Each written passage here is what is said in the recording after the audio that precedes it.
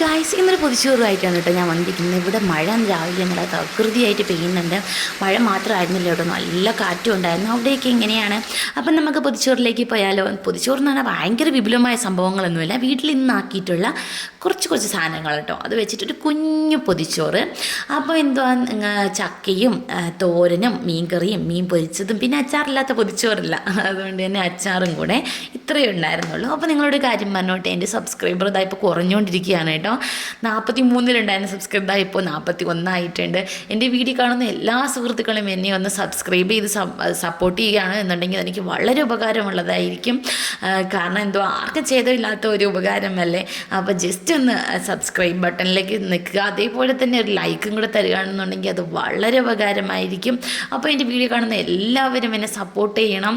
അപ്പോൾ എന്തൊക്കെയാണെന്ന് നോക്കാമല്ലോ. ചക്കയും തോരനും മീൻകറിയും ഒക്കെ ആക്കിയിട്ടുണ്ട്.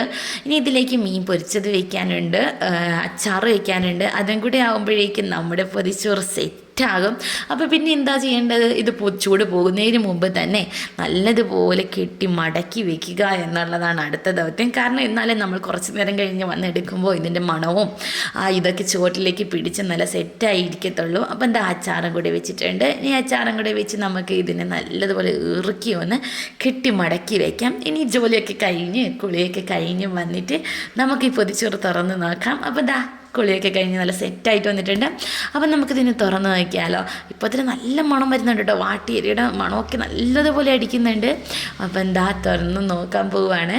അടിപൊളിയായിട്ടുണ്ട് കേട്ടോ, നല്ല എല്ലാമായിട്ട് നല്ല ചോറും എല്ലാമൊക്കെ ആയിട്ട് നല്ല അടിപൊളി മണം വരുന്നുണ്ട്. അപ്പോൾ എന്തോ നൊസ്റ്റ് അടിക്കുന്നു, പണ്ട് സ്കൂളിലും കോളേജിലൊക്കെ കൊണ്ടുപോയി കഴിച്ചുകൊണ്ടിരുന്നത്. അപ്പോൾ എന്താ നല്ല ടേസ്റ്റ് ഉണ്ടായിരുന്നു കേട്ടോ. ഒരുപാട് നാൾ കഴിക്കാതിരുന്ന് കഴിക്കുന്നുണ്ടാവാം, നല്ല ടേസ്റ്റ് ഉണ്ടായിരുന്നു. അപ്പോൾ എൻ്റെ ചാനൽ സബ്സ്ക്രൈബ് ചെയ്യാൻ മറക്കല്ലേ. Bye bye.